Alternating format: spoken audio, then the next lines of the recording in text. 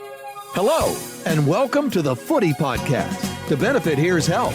Here's Help is a nonprofit comprehensive rehabilitation and educational agency that's been providing treatment services in South Florida since 1968. For more information on Here's Help or Footy's podcast, you can contact us at 305-685-8201.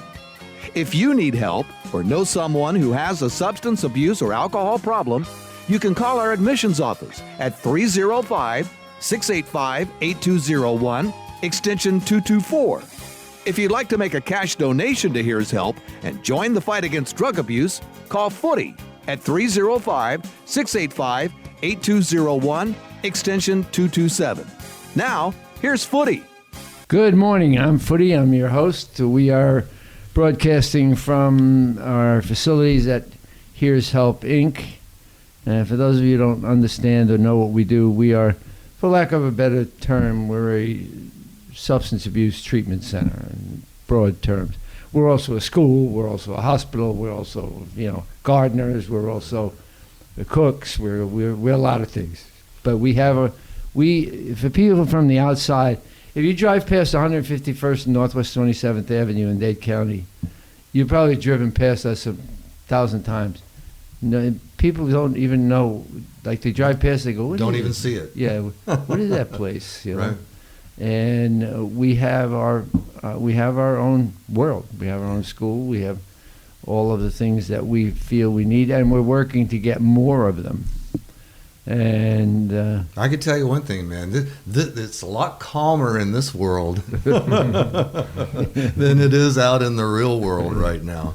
Yeah, well, we are. Well, you happen to be right. I know. I'm not kidding around. We have a tranquillo. Yeah. That's it. That's the way it is. Mm-hmm. And anybody gets, we all speak softly. We don't curse and scream and run around. There's always an exception, but Yeah. This is not a zoo. Okay? And I'm not a zookeeper. And it's I've said it 100 times, but I think about this every time I pull into the parking lot, because I remember when you and I first started working together, and you had just a little house up on the corner, and to see over the years from 1982, 83, to see the growth, and not only now the huge campus here, but also all the off campus, the automotive repair class off campus, and I think even some of the gardening. The garden to table stuff, I think, is off campus as well. So, And, of course, we have our South facility, which is an outpatient facility. I think I want to move in. Well, let's ask Mike. I mean, Mike, you've been through the experience of coming here, and living here. Yes, I have. And tell me how it works for you, and what you've learned, what you haven't, and where you're going to go, because that's what I was talking about before. Right. Because you got to go higher places than you're aiming. I mean, it's been nothing but amazing since I've been here. Like, had I known about this program a long time ago, I think I would have came here. Since the minute I walked in the door, it's been nothing but positivity and just continuing the process. I came in, jumped on the maintenance team for my first couple weeks. That's a good experience for people who like hands-on kind of work.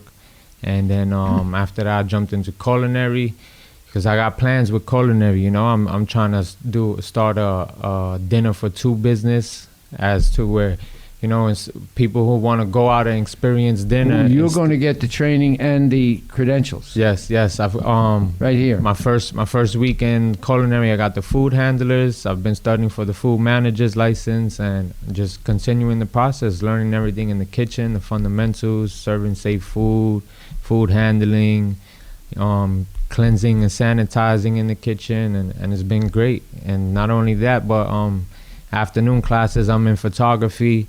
I've been doing a lot of big things with photography, working on little projects. Yeah, I saw a lot of your pictures. You took all the pictures of the guys, right? Yeah. I've done a lot of the photos here for your social media website. Yeah. So I'm also connected with a award-winning photographer from the Miami Herald, Carl Phillip Just. I've been getting mentored by him. I've hung out with him at a few times. How did you find him? Actually, Steve Williams introduced me to him. Once I got the article about my story in the Miami Herald, and I started taking the photos for the social media website. He made a few phone calls and they introduced me to him. Well, that's good. So he'll be here for my graduation Friday. Yeah, and it's just continuing the growth, man. Everything's been really great since I've been here. Yeah, now you may be graduating our program on Friday, but you may not necessarily be moving out. Right. Okay, you can be a graduate and live here. Right. Till you get everything else in order. Correct. Which is a different. This is a new way of doing it. Right. We've done it before, but I'm committed to more of this. Like, I want to have more guys do what Nick does. Goes to work every day, every night, comes back, does what he's got to do, goes to work. The whole thing is he's stockpiling money. He's stockpiling a place to go. Right. I don't want to knock anybody, but I'm not crazy about a lot of these, what would you call them, group settings where you guys, they go to the program and then they go to some kind of... We used to call it halfway house. Halfway house, yeah. It's halfway, in my opinion, in many cases, not all, it's halfway to nowhere is really what it is. I would like us to build another really wing of what we do, and that is go out, get a job, get money. Right. And like I say, get a life, get a girl, get a car, get an apartment. You've explained it to me as what you call the replacement life. Right. Because the life before this was basically a full-time job. Whatever it was, whatever lifestyle that brought you here consumed your every waking hour. And so now you've got all that free time and you've got to replace it with something constructive. Yeah, we want to normalize it. Right. And assimilate. There's another thing that takes place that I'm trying to steer us away from is this becomes a lifestyle. The recovery. Yeah, it becomes environment. It becomes a lifestyle, right. And that's great to a point. But at some point, you got to jump in the water, right. in the real world and the real life, and money's important. You got to earn a living. You got to make money. And, I remember when I was granted some movement, we had different statuses. Like we would have to go every night. We would have to stay there. We would stay on weekends. By there I meant the recovery. Well, the program. And but we were in a situation with the great Dr. Victoria Sears, rest in peace. She was not like. She was different. Well, this was 68 or 69? 69. So any type of recovery program. Yeah, they weren't even around. Right. They were just starting to come around, and they didn't know what they were doing, and nobody had a plan. Right. What she did was she took. We were hospital based. Well, we were incarceration based, and then hospital based. But but what happened was, she gleaned out certain people, and she taught us the replacement life, the new life. Mm-hmm. You can't go back. You go back, you're going to go down. That's the way it goes. Yeah. And of course, my brother at that time, he couldn't stand that I was not running around with him. Okay, mm-hmm. So he came. We were pretty close in age, and we did a lot of things together. But he came to see me. I was still in jail, but he was coming there to reassure himself of me being in that place. Mm-hmm. And I wasn't anymore. I said, I'm not doing it. Well, that's I think you've explained to me that seems to be a very typical mentality for guys who are trying to change their life. The old gang Oh yeah. Is always wanting to use the line from the movie, pull you back in. Yeah, well, that's true. What is that all about? Why? What is that? I don't understand that. You know. Well, the simple way to say it is, misery loves company. The more complicated way is it's a way of life that you get accustomed to, and then when that cycle is disrupted, you're not with the boys anymore, and they all want to know where you are, and they seek you out. You know, well, come on, and I'll tell you what I did. I was convinced because I was just done. Okay, this is not me, and my brother, the one who was closest to me, he was in Vietnam. He volunteered, and then when he went on leave, he re-enlisted for life. Right. He got like $50,000 bonus or something, and went to Manila and hired 40 hookers in a mansion. Oh my God. And but anyway, sounds like apocalypse. No, now. but he well, they sent him out of the combat zone. They sent him back to Fort Hood, Texas.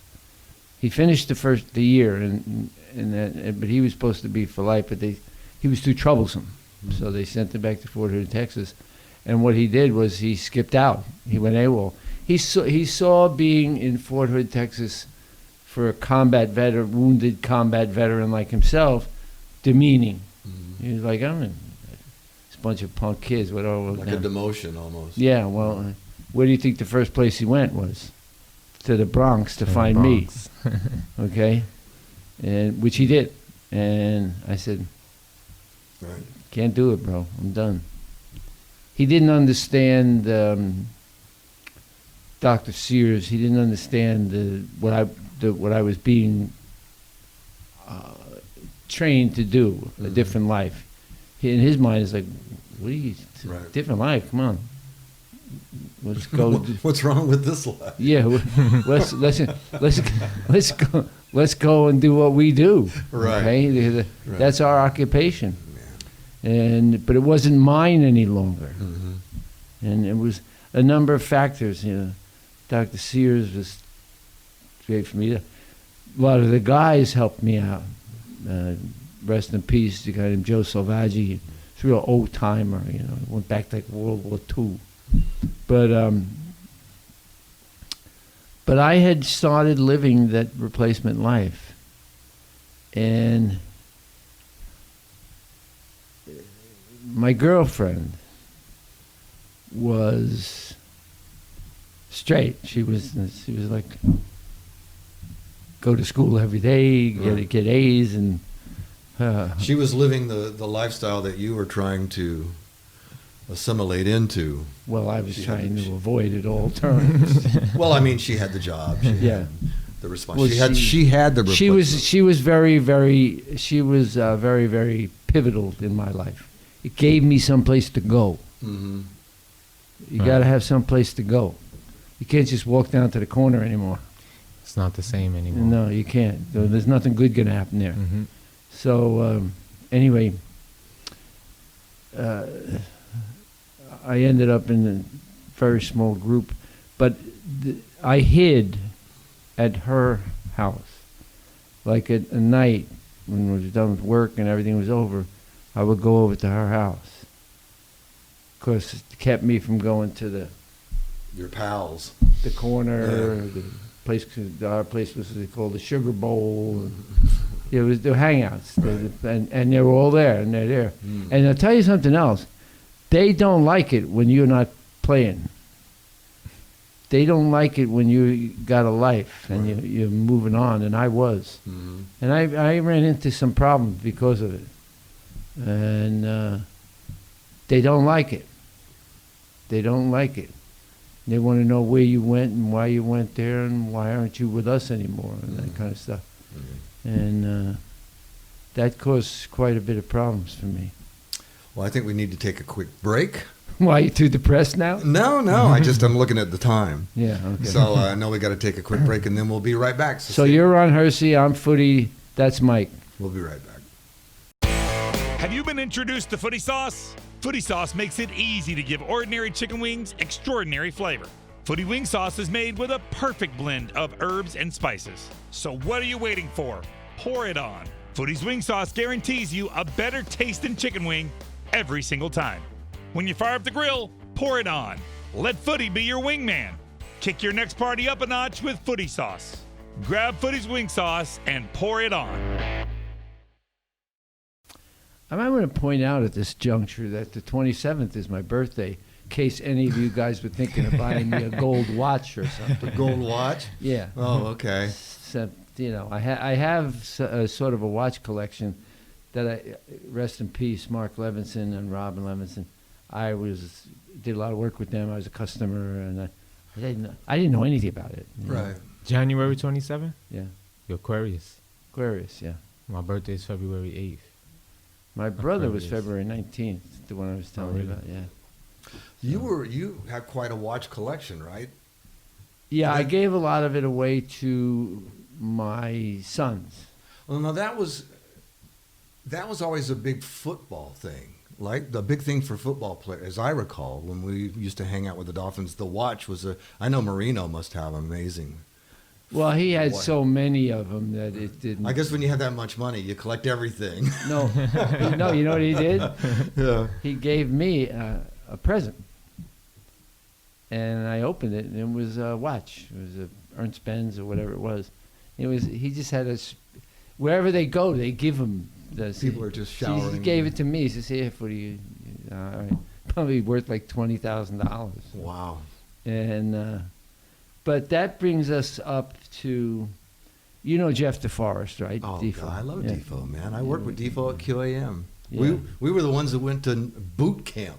Remember that whole thing with? I didn't go. Oh, dear God. Yeah, I've been to boot camp. I didn't need. Well, Yeah, but I remember it was like they going to toughen you up to What? be Yeah, a radio guy. The guy from the Herald asked Greg Reed, the GM of QAM, what's with this new morning show? And Greg said, oh, we've got Defoe and Ron Hersey and Steve Goldstein, and we're going to send them all out to San Diego with our consultant for a radio boot camp. And then Neil Rogers, saw I that. would have went AWOL. Boot camp. They're going to boot camp. Well, what it wound up being was all of us sitting around the hotel bar with Clifton drinking beer while he reminisced about flipping Z93 to disco in Cleveland in 1980. But anyway, I digress. You were about to tell me about Defoe. I know Defoe forever. Yeah. You have to remember, I started in sports. And I used to see Defoe, we were down covering the Dolphins, and they had a locker room and the upper box, lower box, middle box. Right. Anyway, but Defoe and I have been friends for many, many, many years. Our paths crossed a lot. He's a great guy, nice guy. And he's a hell of a radio guy. Oh, my God. Knows what he's doing. Yeah. Very poised. Yeah. Yeah. Well, I get a message from Defoe that he wants me to come on the show the upcoming Friday, because he wanted me to tell Coach Shula stories. Because through the years, the coach and I had got. The coach didn't talk to me for 20 years, and then one day he started to talk, and I was like, this is great. And no, because he wasn't coaching anymore. He did the weight of The it all. onus was off. Yeah, it was off. Just talk as two guys. All of a sudden, he comes grab me in the headlock and give me noogies, and it was at John Sandusky's retirement party. I mean, it was great. And then he moved over on the island, and what's that island called? Star Island? No, Oh, gosh. Fisher? No. I was there a million times. When you come out of Keystone Point Marina, you're right looking at every time. But anyway, so Defo left me a message that he wants me to call him this upcoming Friday because he wants me to tell Coach Shula stories. What is he on, 790 now? Is that the... No, 610. 610, okay. Yeah. So with the... IOD. Yeah, but with Luby. Oh. There's a radio legend for you. He's the nicest kid, though. I like him.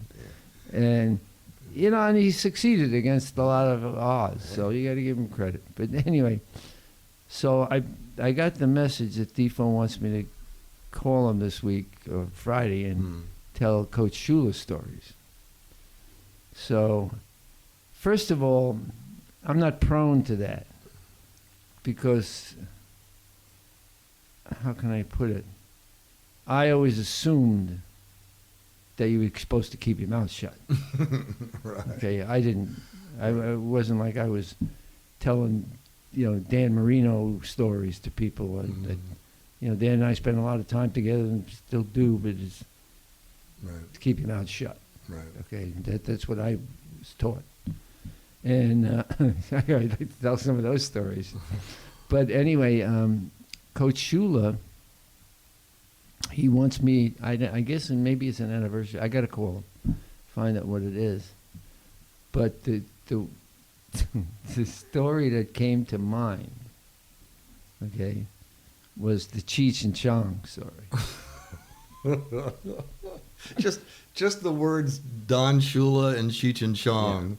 Yeah. Now you got to remember that Coach Shula, when he was in the football world, he was in that world. Yeah, he didn't know his own name. Right.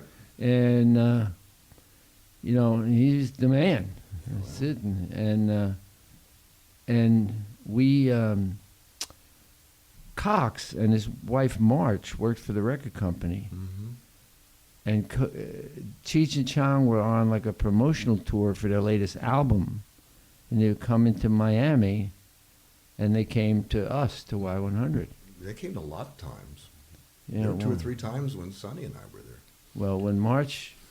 Well, I guess it was the March connection. Yeah, when March... They came, and they wanted to go to the Dolphin camp because Chong was like a health freak and was a weightlifter and wanted to go lift weights. Cheech was like, yeah, Cheech, that kind of thing. Let's go eat. Yeah. Hey, who's Don Shula? He was calling him Don Shula. I said, in Miami, Shula is when your highlight ball hits the crack. Okay, that's Shula. Anyway, so I have the picture. It was Mike Kozlowski, me, March, Dan, Cheech and Chong. All that. It was the most ridiculous. Cox probably was there. No, he wasn't. He was behind the scenes because he was dating March or was married to March. Okay.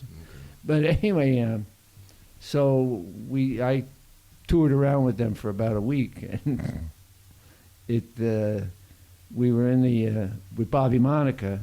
The equipment manager for the Dolphins. And, assistant president of the Dolphins. Anyway. When I knew him. Yeah, so anyway, he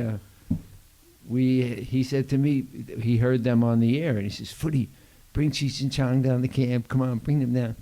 So I did. I brought them down there, and Nick walking around, hey, Coach Shula. And it was like, he's looking at them like, who on earth are these Mexican guys walking around here not making any sense at all?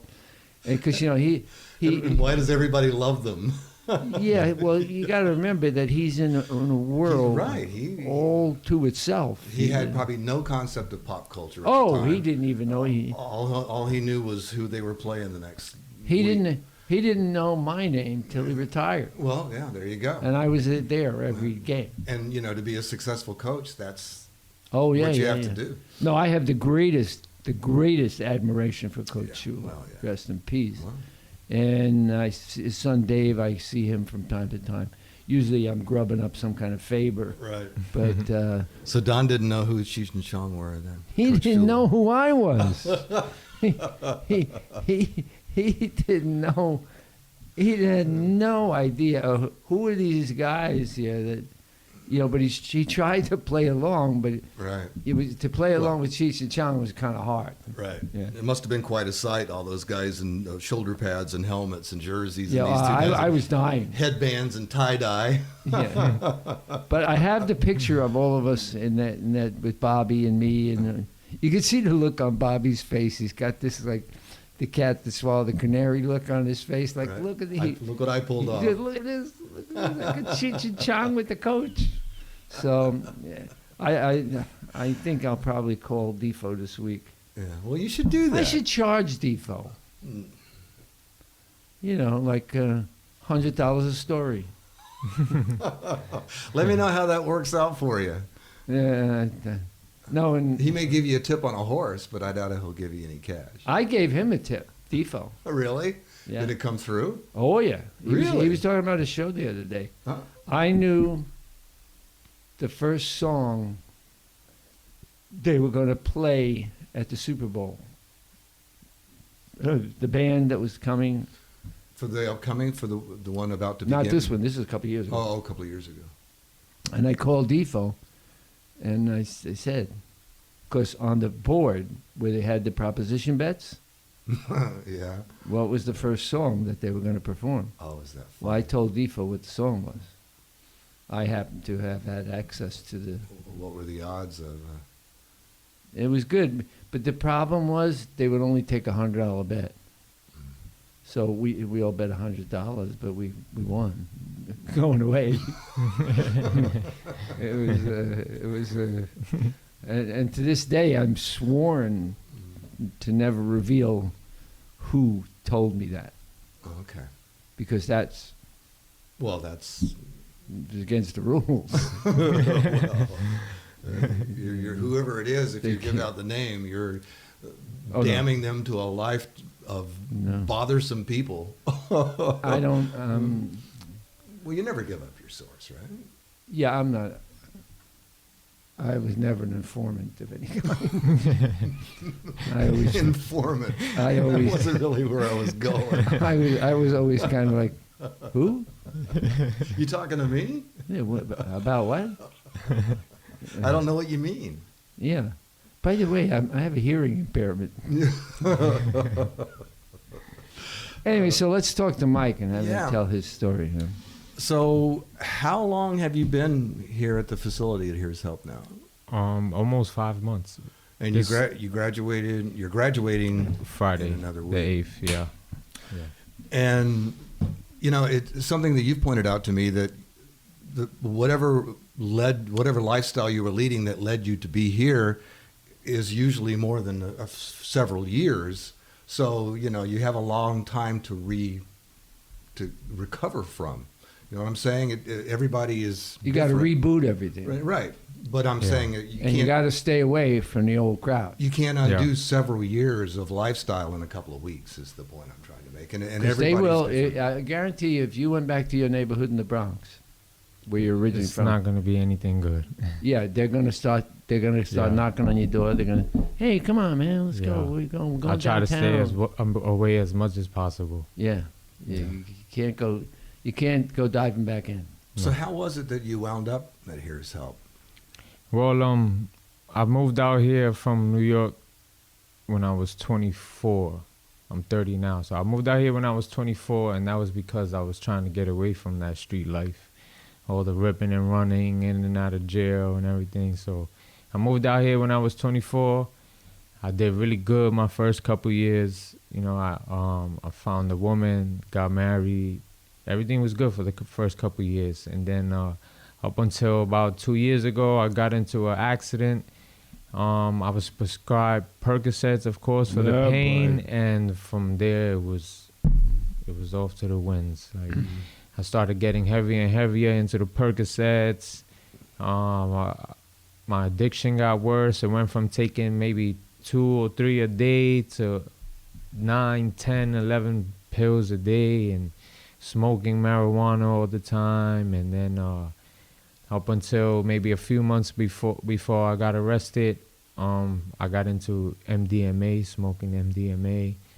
And that'll turn your brain into a cornflake. Yeah, basically. And that's when I started getting back into criminal activity, running the streets, grand thefts, stuff like that. And I ended up arrested last year, beginning of October. And I sat in the county for 11 months. And then they gave me this opportunity. And it's been nothing but blessings ever since. So now what are your plans now that you're facing graduation? I know you're going to stay here for a while. He's going to stay here. My plan is to he's going to get a job. Yeah, my plan is to just utilize all the tools that the program has given me. Well, you ran down a list of skills, I think. Yeah, but you got to remember, when you're in his situation, you need a hiding place. Well, right. My hiding place was the program and my girlfriend. He's going to have to get a job and a hiding place. Mm-hmm. Yeah. And he's going to have to build the new life, the replacement life that I've been telling you about. Yeah. That's the phase you're going to. You and Nick are really pioneers for us, because I'm going to change the progression, because I'd rather you guys stay here and get your own lives, get your own money, Right. get a life, than Correct. Go hanging around some recovery, place. Halfway place. Halfway, Yeah. You can't do this. That's a good point that Ron made. You can't do this halfway. Right. You're in or you're out, Yeah. and you got to get out. You got to be all the way in it. Yeah. Yeah. And that's my goals. My priority, of course, would be looking for work, and I'm just going to spend Well, more. you're going to have credentials that are going to help you get Right, yeah, get work. Exactly. You said food handler's license? Food handler's license. Food I have forklift training. Wow. I had that before I came in the program, but the program's helping me renew it. And my photography, I plan on spending all my free time in my craft. I really want to do something with the photography, Good. You take great pictures. Hire this man. Yes, please. Reach out to here'shelpinc.com and call the phone number and hire this dude. Yeah. He knows how to cook. Yeah. Well, we should talk about the kitchen, and thanks to Pepe Badia Spices for that amazing. I mean, that is a professional grade. Yes. I would love to get turned loose in that kitchen, man. Not going to happen. I know. But like you said, that is a perfect example. You get a food handler's license, food management license. You're taught how to prepare almost everything. The food is amazing. Forklift license. Right. And there's also pesticide handlers for the guys who are doing the gardening. Yeah. So there's a lot of... We grow a lot of our own food. Yeah. Well, it's garden to table. Yeah. It goes right from the garden right to the kitchen where the guys prepare it. And it's almost like a self-sufficient kind of thing. Mm-hmm. Very cool. Yeah. Well, we've had best of luck to you. Congratulations. Thank you. I appreciate it. Making your way through the program, and 5 months is pretty quick. Yeah. All the footy, you took 2 years. So congrats and good luck. Thank you. And we'd love to, maybe we'll have you back on. Took 2 years, and then I had the rest of your life. I had to leave in the dark of night because they were after me. Yeah, they were waiting for me. Well, fortunately, nobody's after you, and you have a safe place Thank to God, stay. yeah. So we appreciate you being on and sharing your story with Thank us. you. Footy, as always, good to see us. Tell My Defoe pleasure. I said hi.